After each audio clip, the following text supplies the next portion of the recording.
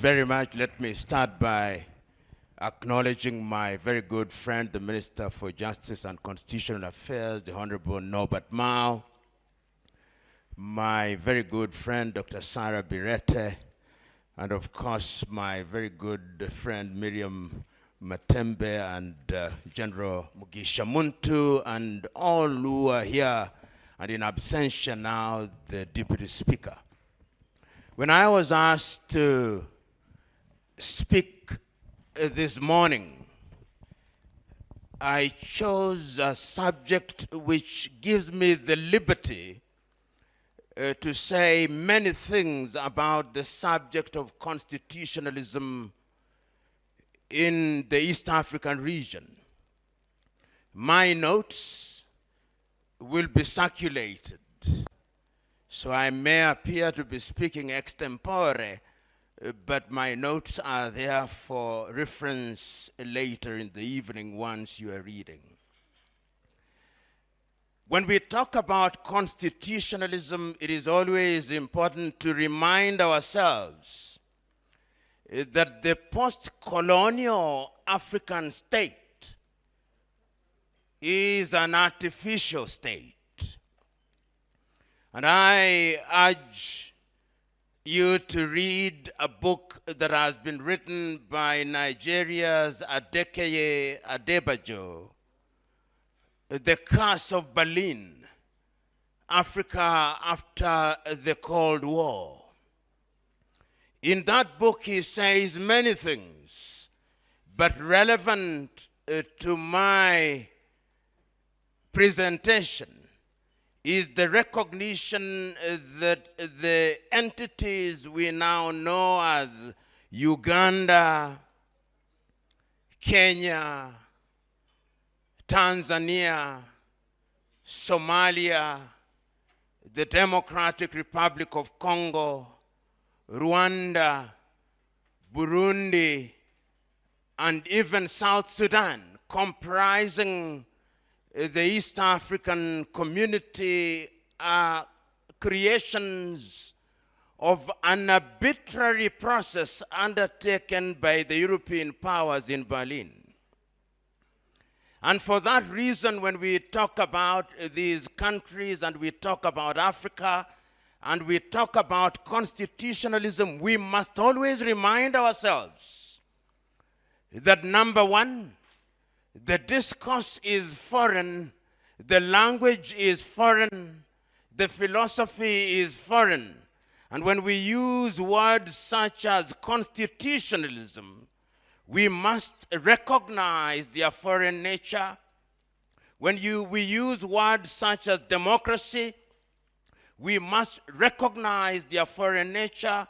When we use words such as the rule of law, we must recognize their foreign nature and their lack of rootedness in what one may characterize as African culture.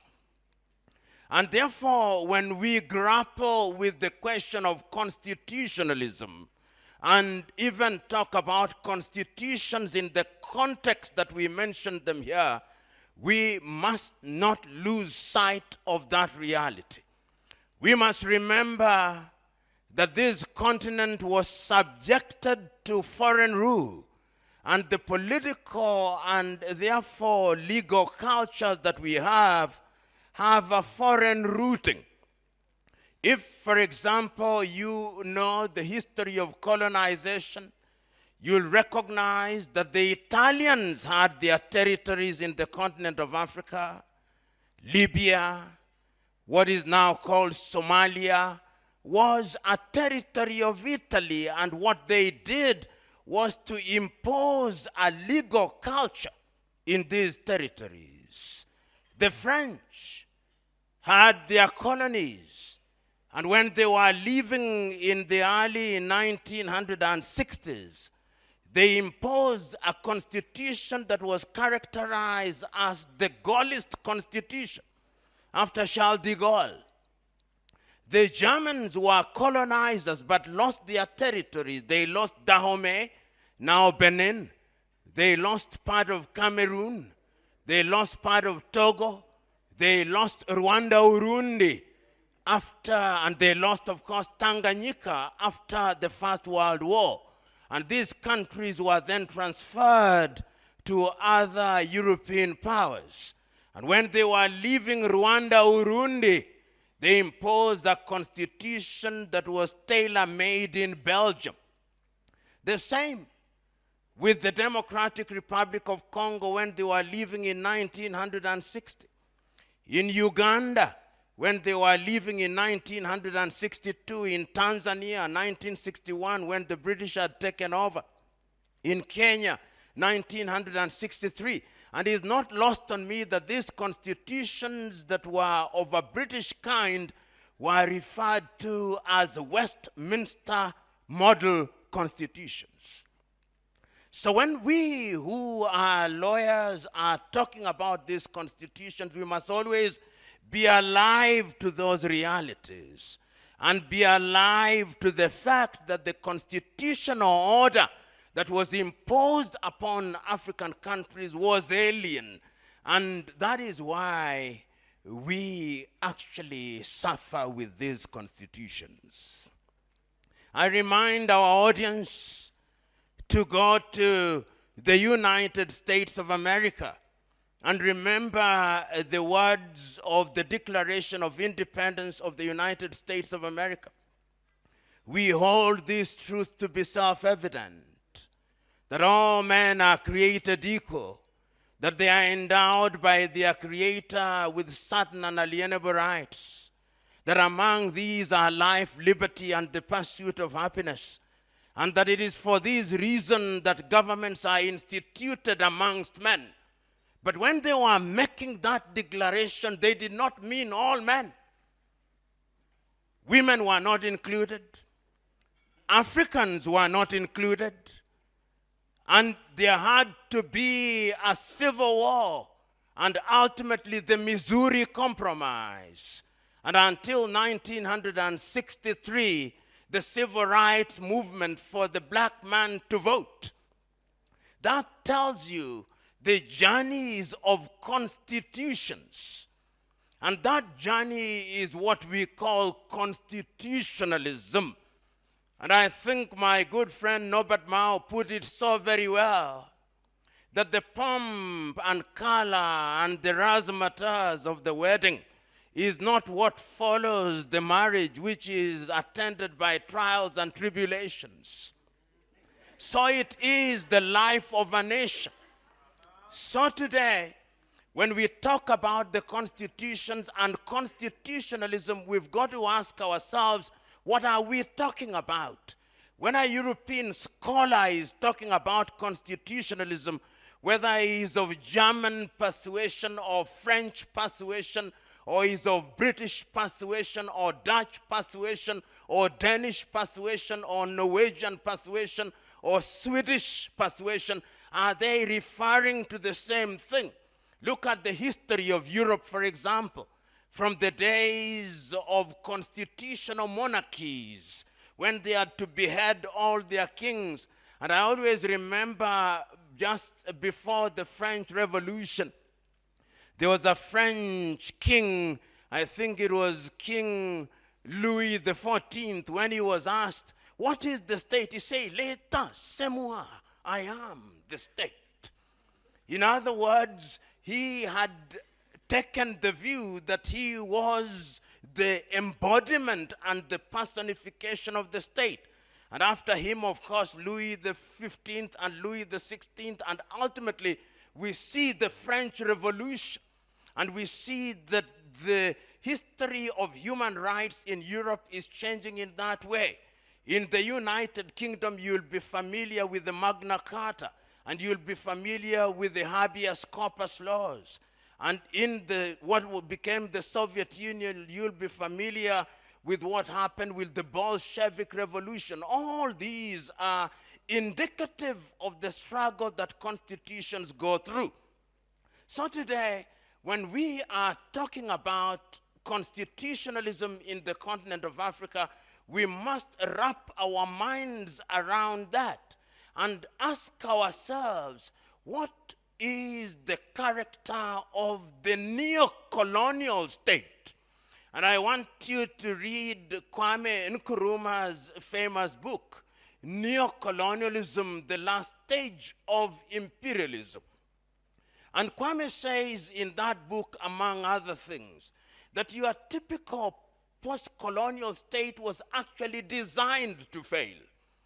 It was designed to fail, and the constitutional order that was given to us was something that it was a rope with which we could commit political suicide. And quite a number of countries did indeed commit political suicide. And because my focus is on the East African scene, and we are talking about constitutionalism, let us hazard some kind of definition. When we talk about constitutionalism, what do we mean? We mean a limited government, a government where the organs of the state enjoy operational autonomy, so that the executive has operational autonomy, the legislature has operational autonomy, the judiciary has operational autonomy. But that is also subject to interrogation. In 1967, a Ugandan whom you must know, Picho Ali, wrote in the Ugandan transition at that time when he was asked about the independence of the judiciary.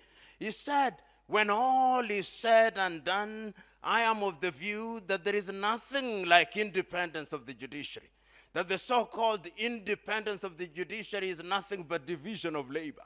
Whether he was right or not is a different debate. But that tells you that African scholars have always interrogated the question of what indeed is constitutionalism.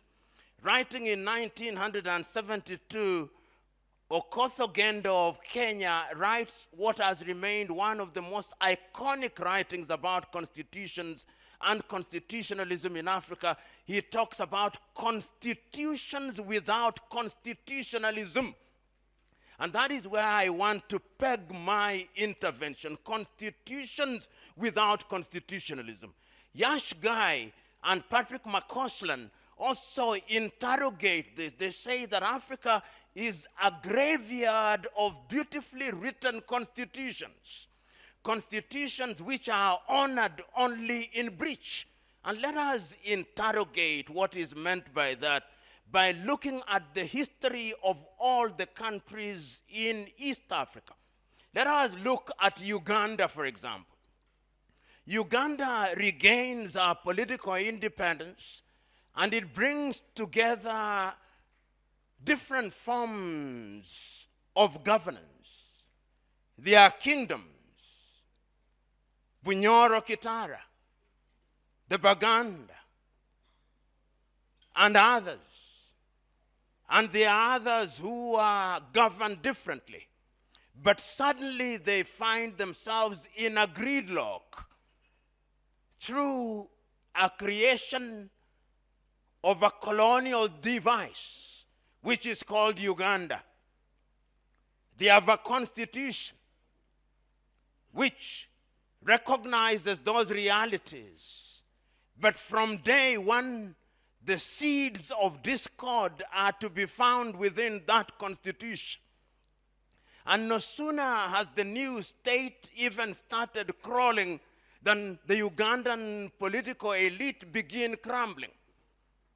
And you see that there is a struggle to give meaning to that constitution. And it is in that context that one must see the contestation between the Kabaka at that time and the Apollo Milton Obote administration, culminating in the bombardment of Mengo and ultimately the document that Ugandans know as the Common Man's Charter, the movement to the left, and culminating in the Pigeonhole Constitution, which, as Norbert Mao told me, even those who had read it so very eloquently said, I have not read the Pigeonhole Constitution, but it's a wonderful constitution. But of course, it did not see light of day. And you see these constitutions now beginning to have challenge. And that is how you begin to see the numerous amendments because the Constitution do not address the reality of politics. In other words, you have a constitutional order which is not relevant to the reality of the moment and is not unique to Uganda. Ultimately, that constitution is overthrown in 1971. And what do we see? That Uganda goes into a very tumultuous situation, culminating in the numerous administration and ultimately in 1986, when the NRM administration now says we must go to the people of Uganda in order to get the pulse of the nation. The Odoki Commission in which you serve must then be seen in that context, that this is a people-centered and people-based constitution, the 1995 constitution. But even when the constitution is people-based and people-centered, you can still see the political elite.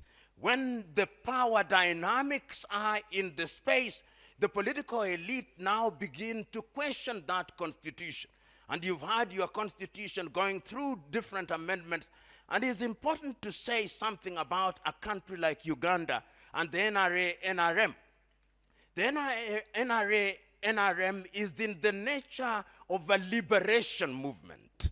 And liberation movements have a difficulty throughout Africa in transiting into political parties. The liberators normally have a sense of entitlement. Most liberators suffer from what I call the Jehovah complex. The Jehovah complex is to mean that they are the personification of what is good and right, and they cannot be questioned. It is not unique to Uganda. You see it in SPLA, SPLM.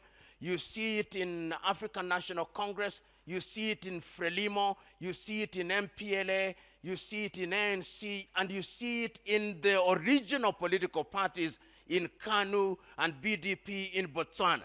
So Uganda goes through that phase. Kenya, which is also a British colony, goes through a phase that is very similar. We regain independence on the basis of Act number 1968 of 1963. But Kenya is very unique in that regard, that there are two major political parties, the Kenya African National Union and the Kenya African Democratic Union, which is sympathetic to the erstwhile colonizer, and they have two different philosophies. KANU, on the one hand, takes the view that because of the ethnic complexion of Kenya, you need a unitary type of government, while KADU says that because of that very reason, you need a federation. So one problem, two prescriptions. Ultimately, what happens, we end up with the 1963 constitution, and no sooner has the constitution settled than we begin to amend the constitution. We abolish the Senate, we abolish the federal units, and KADU is persuaded to join KANU, and the constitution is amended, ultimately leading to its being reorganized and reissued in 1969, and it goes through a series of 37 amendments until in the year 2001, we go through a constitution-making exercise and we don't succeed. The referendum fails. We ultimately have a near civil war in 2007, 2008, and we have a constitution of 2010. And once again, you see a struggle between the constitution and the reality. And I remember, because I was the secretary of the Kenya Constitution Review Commission, we invited Professor Ali Mazurui to deliver a paper, and this was the title of his paper. He says, if African politics is ethnic prone, can we have constitutions that are ethnic proof? It is a paper that I commend to you, because he looks at the constitutional order and he sees the gap between the prescriptions of the Constitution and what actually happens on the ground. Why is it that we make unto ourselves so many promises that we cannot deliver? But it's also important to note that because of that history, you have problems with this Constitution. The third constitution that one wants to pay attention to is the Constitution of Tanganyika. It is important to note that before we had Tanzania, we had Tanganyika. And Tanganyika regains our independence in 1961-62, and at that time it is a constitution that is Westminster model. But no sooner, and you East Africans must always be reminded about this. In 1962, Julius Kambarage Nyerere actually agreed to postpone the independence of Tanzania so that Kenya, Uganda, and Tanzania could be independent as one nation. He came here and talked to Kabaka, Mutesa then, and Apollo Milton Obote, and even to Benjamin Kiwanuka, and asked them, let us delay, I'm delaying our independence. He came to Kenya and talked to Jomo Kenyatta and said, I'm delaying my independence. And this is what Mwalimu said. He said, I'm prepared because you, Kenyatta, are older, you will become the president, and what I want is to be ambassador of East Africa to the United Nations. Many people do not know that reality because he was able to recognize very early that these post-colonial states which divided ethnicities arbitrarily were not sustainable. But be that as may, I'm talking about Tanganyika. So in Tanganyika, you also have the revolution in Zanzibar with Sheikh Amani Abeid Karume, and in 1964, there is the union between Tanganyika and Zanzibar to create Tanzania, which then leads to the death of number one, TANU, and leads to the death of Afro-Shirazi Party, and leads to the formation of Chama cha Mapinduzi in 1977. And you can see that Tanzania is also grappling. They are saying, we have this constitution, but where is constitutionalism? What is it that answers to our Tanzania-ness? And it is in that context that you must understand the Arusha Declaration of 1967, because it is a search for Tanzania-ness. It is a search for Tanzania-ness. Apollo Milton Obote, who is a protege of Nyerere, also takes that path and thinks that the common man's charter is a search for Ugandan-ness. Of course, that is not realized. In Kenya, we even found something that is called the Lumumba Institute, named for Patrice Emery Lumumba. But Kenya is schizophrenic. We are neither to the east nor to the west. We are confused. There are others who are pro-west and others who are pro-east, and ultimately we end up with session of paper number 10 of 1965 on what we call African socialism, but ultimately we are bought by the West, and we have remained so bought. And I'm mentioning this that you may understand before I'll come to the second tier of my intervention. That is Kenya, Uganda, and Tanzania. Then we come to Rwanda, Burundi. When we come to Rwanda, Burundi, these are, the conflict is manufactured. The Belgians have created an environment which is going to be a powder keg in both Rwanda and in Burundi in 1962. They have attacked the monarchy in Rwanda. They have created animosity between two peoples whom they call the Tutsi and the Hutu. The Batwa are too small demographically.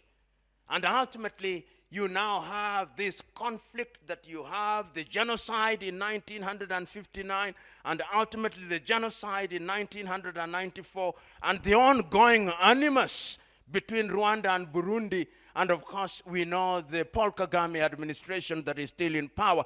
And RPF is also in the nature of a political movement which is a liberator.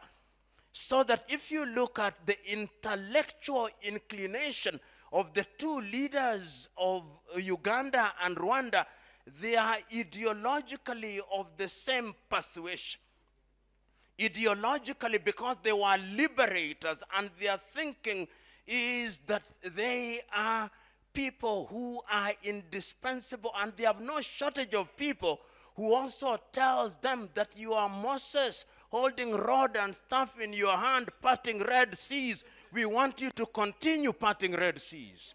So they are caught up between the adoration by the people that they lead and the demands of these things you call constitutionalism. So when you talk to President Yoweri Kaguta Museveni or you talk to Paul Kagame and you tell them, let us have term limits, he says, but that is Western democracy. My people still think that I should serve them. Who are you? And that argument, there are those who think it is a legitimate question and is a legitimate issue.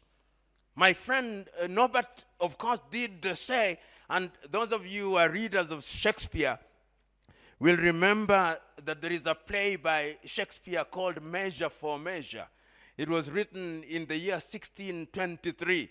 And one of the quotations you get there is that if you have the power of a giant, it is excellent to have the power of a giant, but it is tyrannous to use it like a giant. And there is also a saying, I think the Baganda also put it, I've repeated it times without number, that no matter how good a dancer you are, you must know when to leave the stage.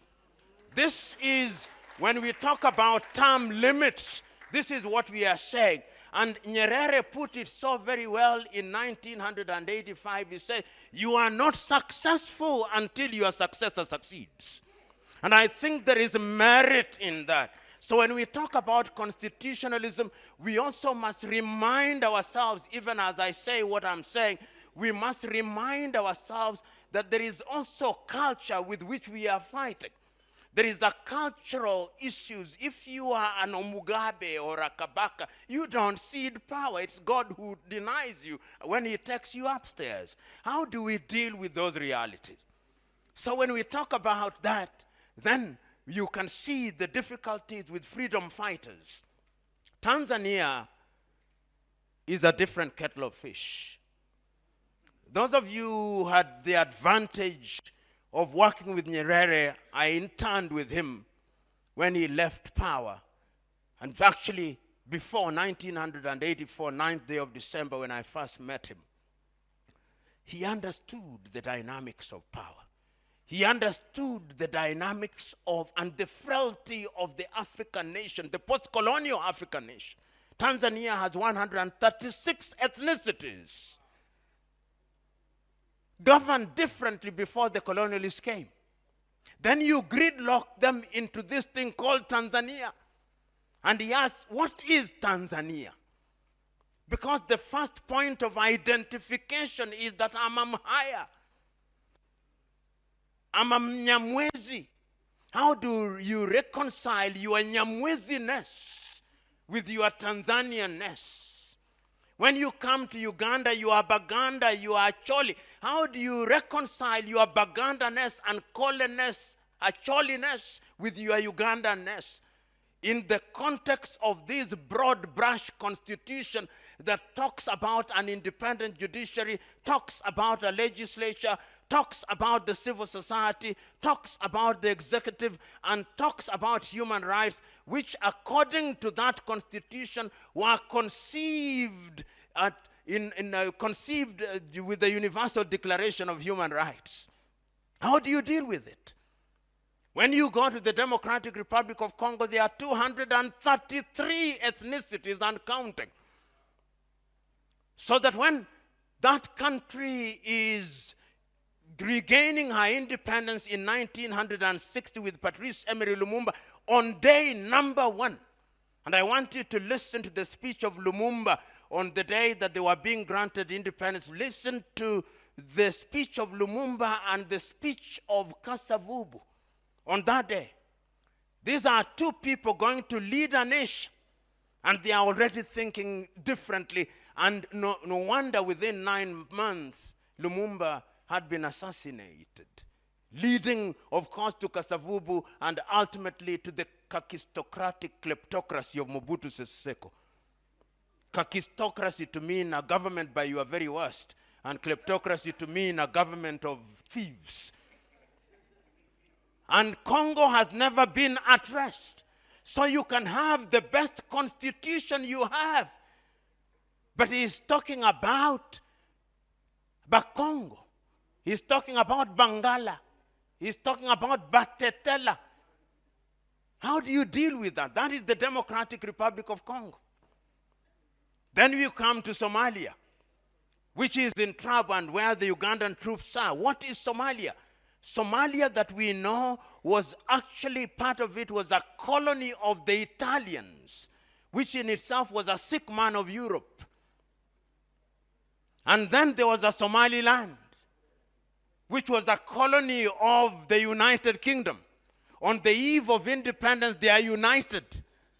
And that is why you now see what is happening. If you saw the original flag of Somalia, it has 5 stars to talk about the Somali nation. Somalis in Somalia, Somalis in Ogaden in Ethiopia, Somalis in Djibouti, Somalis in Somaliland. So there is what in law is called irredentism, the desire to claim lost territory, which still, and of course Somalis in Kenya. When you have a constitution that is irredentist in character, how do you have constitutionalism in that regard? So these are the issues that are on the table. And South Sudan. The history of South Sudan is known. And I always remind people to remember that when the Anglo-British group said that South Sudan would be a closed district, the north in Khartoum had been Islamized and Arabized. The south, they say, the English not us, they say, were animist and Christian. And of course, I want you to listen to these words in the year 2009 of John Garang de Mabior. Garang de Mabior goes to Khartoum and says, if you want us to remain as one nation, make unity attractive. Make unity. Garang did not want the split between Sudan and South Sudan. He wanted a united Sudan. But he said, make unity attractive. Ultimately, he dies. We have the administration that we have, but the administration is now a victim of ethnic nationalism. And what is ethnic nationalism flying in the face of a constitution? There is no, the constitutions are innocent. The constitutions are innocent. The nationalism, the Dinka or the Jiang are saying, we are the ones who fought for independence, therefore we must have the cake. The Nuer or the North are saying, we also participated in the struggle for independence, we must have the cake. The Shilluk or the Ocholo are also saying the same thing. The Equatorians are also saying the same thing. So you have a constitution which is only honored in breach. The razzmatazz that was there on the day of independence is immediately attacked by the trials of tribulations of a wedding where the two couples are sleeping on the same bed, but the wife has different dreams and the husband has different dreams. And that is why South Sudan ends up where she is now, the only country in the whole earth with 5 vice presidents. And why do you need? It may look stupid on the face of it, but he is addressing a reality on the ground. That one of our own is there. It is a feel-good effect. It doesn't give you matoke on the table, but it makes you feel good, one of our own. These are the realities that we confront in the continent of Africa. So, as I draw to the conclusion of my presentation, that gives you a scenario of what constitutionalism is about. But let us look at the attempts. I want to take you to 1963. In 1963, between the dates of 22nd of May and the 25th of May, there is a meeting of the 32 heads of states and government of the countries that had regained independence in Addis Ababa, Ethiopia. 32 of them. everybody who spoke recognized how weak the states are. I remember through history the speech of a leader whom many of us do not know, out of a country that we do not know, but as I speak is in turmoil, Central African Republic, David Dacko. David Dacko says, I'm happy to be here because the little country that I had called Central African Republic cannot succeed. I am for unity.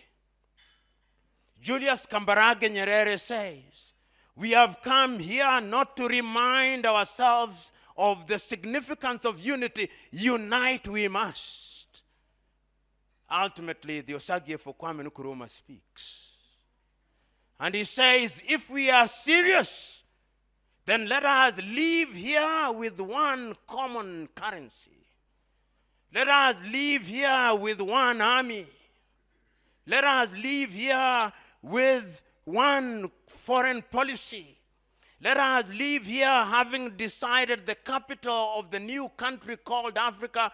I do not know what others will say, but on my part, I propose Leopoldville in DRC, which is now Kinshasa. They listen to him not. And we are where we are, grappling with constitutionalism and the nexus between constitutions and constitutionalism. We in East Africa also recognize the significance of having unity as something that would immunize us from ethnicity. And we had the East African Federation from 1967 through to 1977. And many of you here will remember nostalgically General Mugisha Muntu, Miriam Matembe, my good friend, East African Airways. It worked. Today we have Ugandan loss-making, Tanzania loss-making, Kenya loss-making. East African harbors, telecommunication. We sat one examination. There were good days. Then we lost it all. Then in 1999, we came up with what is now East African Community 2. And we said in the new treaty that we'll have a customs union, a common market, common currency, and ultimately a political union. But the leaders were not satisfied. They were not satisfied. So that Benjamin William Mkapa, Mwai Kibaki, and Yoweri Kaguta Museveni himself agree in the year 2004 to appoint a committee for fast-tracking of political federation in order to ensure that we enjoy rights. The fast-tracking report is delivered to the heads of state, the summit, on the 30th day of November in Arusha, 2004, and these were the landmarks. In the year 2009, we would have a common currency. We should be having a common currency. In January 2010, the president of East African Federation would have been appointed. We don't have one 14 years later. And in 2017, we now downgraded it. It's no longer a federation, but a confederation. Ladies and gentlemen, I can talk until the cows come home, but there is no wisdom in so talking. Wisdom only demands that I remind us that the continent of Africa, having talked about Africa, is now in a space where people are grappling with the question of the nexus between constitutions and constitutionalism. We are grappling, as to use the Mao analogy, whether the promises made at the wedding will be fulfilled during the marriage. This is the question.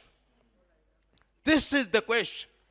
And it would appear that that is not happening almost everywhere in Africa.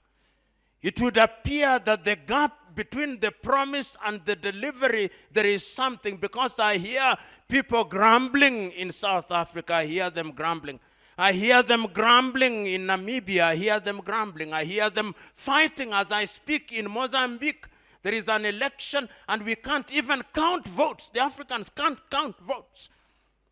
The Americans counted 18 million votes within 10 hours. In Kenya, it takes us 2 weeks. In Nigeria, even longer. In Uganda, I don't know how long it takes you, but even when they are counted, you don't agree.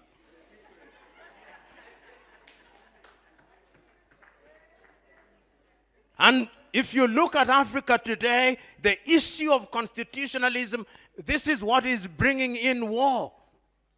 The Ethiopians thought through Meles Zenawi in 1984 that they would immunize Ethiopia from this kind of constitutional turbulence by saying in the constitution that you could actually have secession.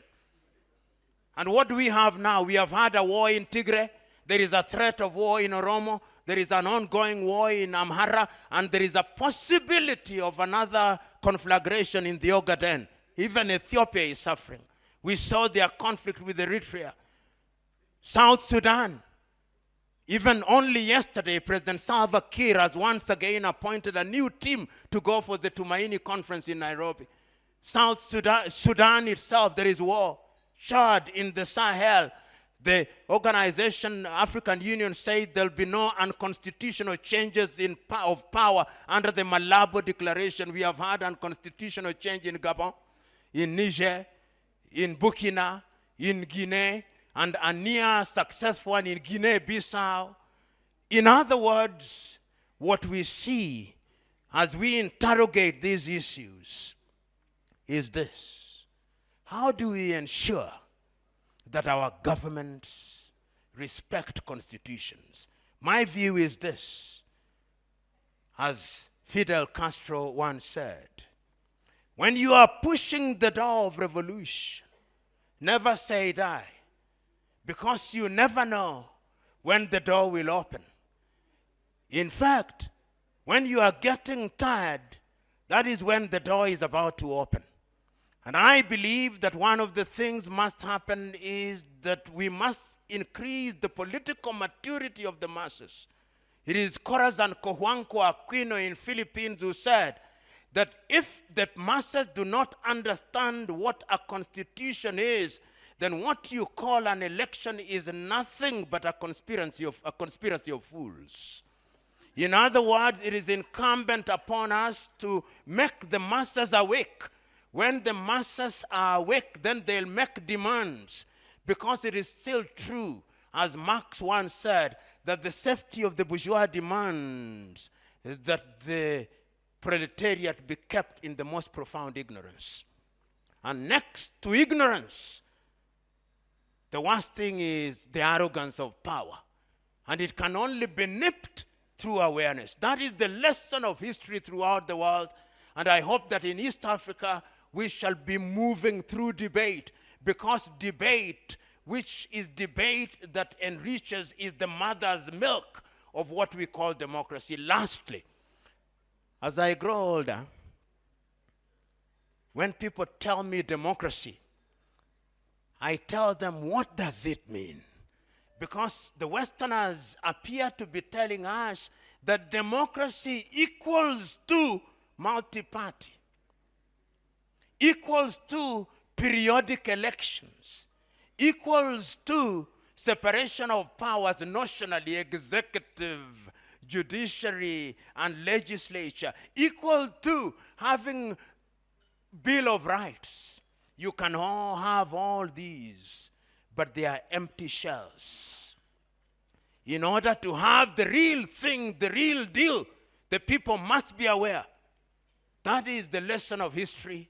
And I hope that these engagements will give us the impetus to continue making demands, but speak with the firmness that opens the eyes of the leader, not with the arrogance and stupidity that inflames and justifies their anger. That is my message to all of us. It shall be well with us. And lastly, remember, this is an intergenerational struggle. So if you imagine that all the dividends of your battle will be won during your lifetime, you are deluding yourself. run your race, run your leg, hand over the baton to one generation and the next generation, and lo and behold, when history is written, it shall be said, there lived a great generation who ran their race well. Thank you.